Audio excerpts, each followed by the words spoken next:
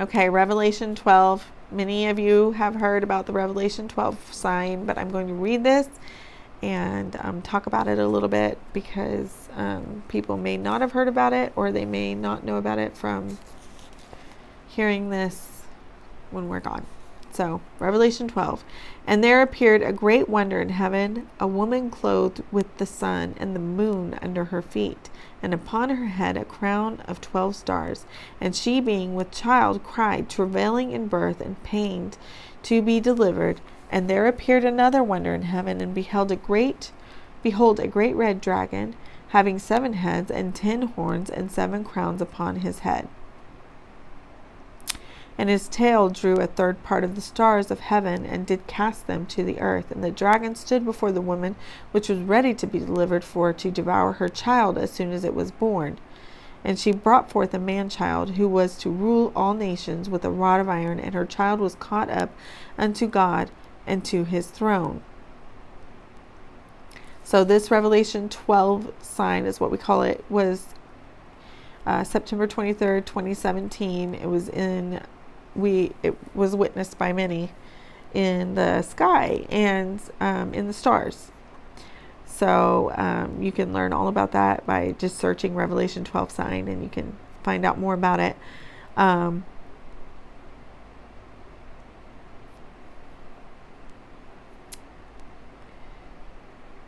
So the man-child in this, we believe, is the church being delivered, meaning being raptured,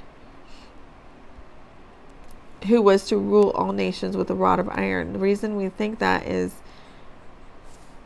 the promises that I was talking about earlier. And it was talking about how he gives us a rod to rule and reign, a rod of iron, ruling with a rod of iron. In Revelation chapter 2, verse 18, we were given power over the nations, ruling with a rod of iron. So it's just another parallel to that.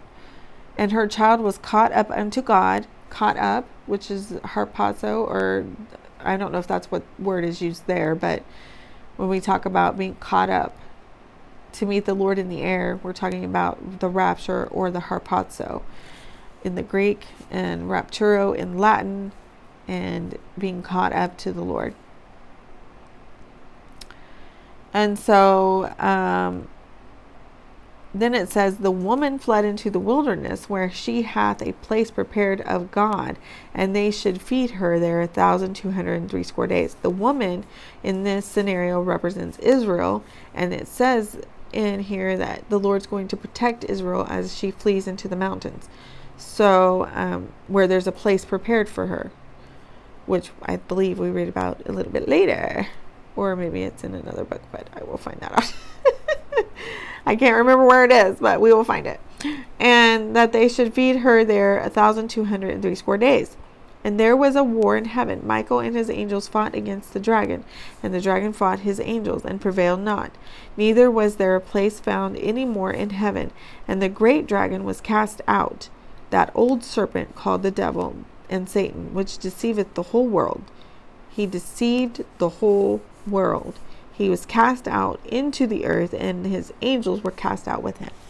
And I heard a loud voice saying in heaven, now is come salvation and strength, and the kingdom of our God, and the power of his Christ. For the accuser of the brethren is cast down, which accused them before our God day and night. And they overcame him by the blood of the Lamb. Overcame. That was where I was talking about overcoming when it was talking about the 7 churches. We overcome him by the blood of the Lamb. We are overcomers in everything by the blood of the Lamb, and by the word of our testimony. And they loved not their lives unto death. Therefore, rejoice, ye heavens, and ye that dwell in them. Woe to the inhabitants of the earth and of the sea, for the devil is come down unto you, having great wrath, because he knoweth that he hath but a short time. And when the dragon saw that he was cast unto the earth, he persecuted the woman which brought forth the man-child. He persecuted the woman which brought forth the man-child. That would be Israel. And the woman And to the woman were given 2 wings of a great eagle, and she might fly into the wilderness. There it is. Into her, place where she is nourished for a time and times, and half a time from the face of the serpent. And the serpent cast out his mouth water as a flood after the woman, that he might cause her to be carried away in the flood.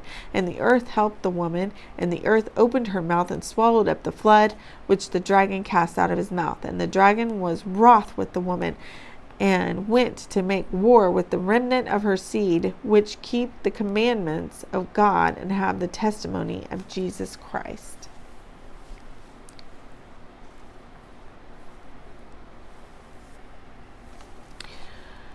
Okay. So now we get into Revelation 13, and it's going to talk about the Antichrist, the beast, and all those things. And it's a little bit hard to understand, but it's important to know. So Revelation 13. And I stood upon the sand of the sea and saw a beast rise up out of the sea, having 7 heads and 10 horns, and upon his horns 10 crowns, and upon his heads the name of blasphemy. So he had 7 heads,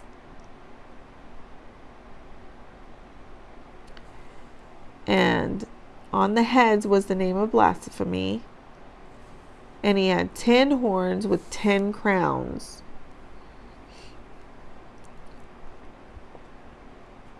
And the beast which I saw was like unto a leopard, and his feet were as the feet of a bear, and his mouth as the mouth of a lion. And the dragon gave him his power and his seat and great authority.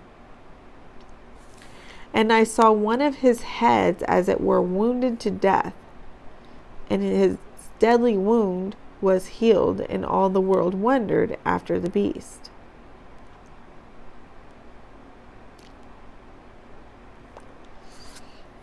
This is hard to understand for me.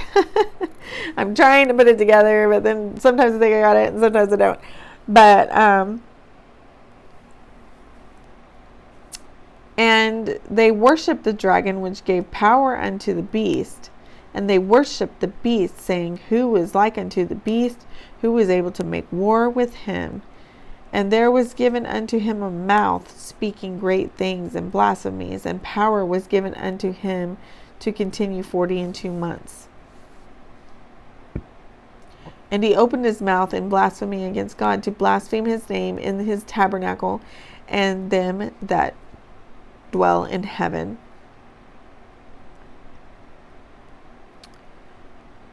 So this is talking about the Antichrist and the kingdom that he rules over, and the beast system, I guess, and then those that are with him.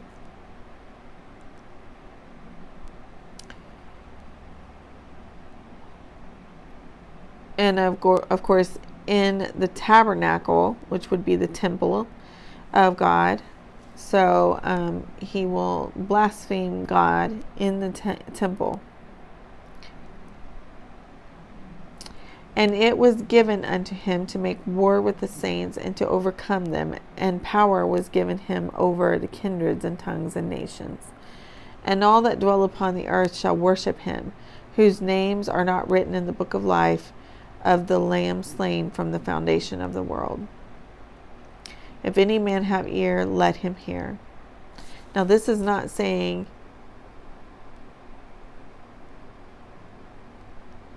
it does not say the part of, if any man have an ear, let him hear what the Spirit is saying to the churches. It just says, if any man have an ear, let him hear this, and let him understand what's happening.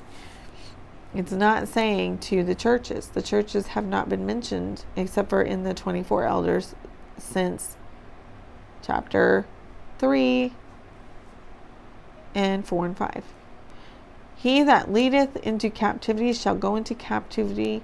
He that killeth with the sword must be killed with the sword. Here is the patience and the faith of the saints. And I beheld another beast coming up out of the earth, and he had 2 horns like a lamb, and he spake as a dragon. Now this, I believe, is a false prophet, and he exerciseth all power of the first beast before him, and causeth the earth and them which dwell therein to worship the first beast, whose deadly wound was healed. And he doeth great wonders, so that he maketh fire come down from heaven on the earth in the sight of men, and deceiveth them that dwell on the earth by the means of those miracles which he had power to do in the sight of the beast, saying to them that dwell on the earth that they should make an image to the beast, which had the wound by a sword and did live. And he had power to give life unto the image of the beast, and the image of the beast should both speak and cause that as many as would not worship the image of the beast should be killed. And he causeth all, both small and great, rich and poor, free and bond, and to receive a mark in their right hand or in their foreheads, and that no man might buy or sell, save he that had the mark, or the name of the beast, or the number of his name. Here is wisdom. Let him that hath understanding count the number of the beast, for it is the number of man, and the number is 666, or 666.